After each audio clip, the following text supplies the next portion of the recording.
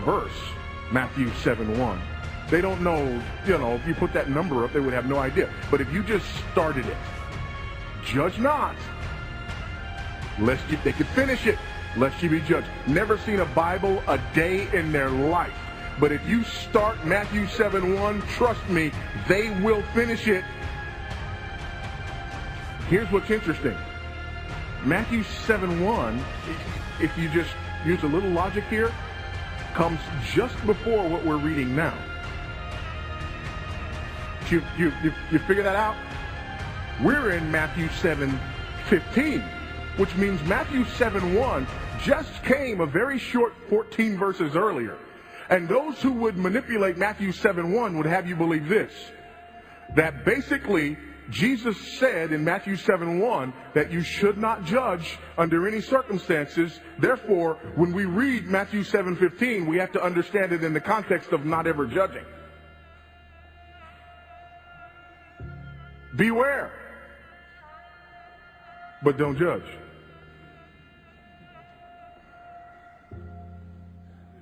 Yes, Vody. Yeah, I was just wondering if I was going to beware and, watch really closely and discern if somebody was true or false.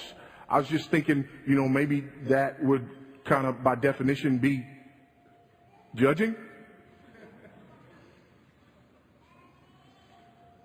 Give that man a prize. I am here to remind you that Paul the apostle warned of the coming of another gospel which we have not preached.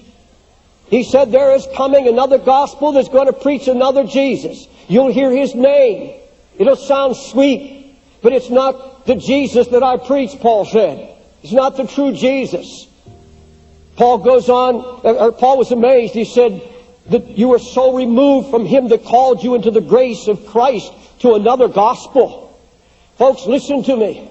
There is in the land right now, with thousands of people sitting under another gospel, another Jesus, being preached by ministers who have lost the touch of God and been transformed into angels of light to come and to deceive, if possible, even the elect of God.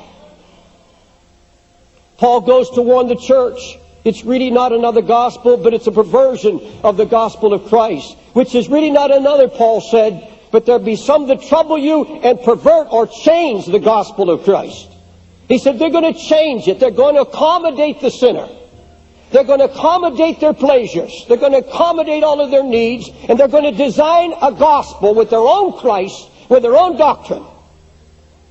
Then this awful warning from Paul.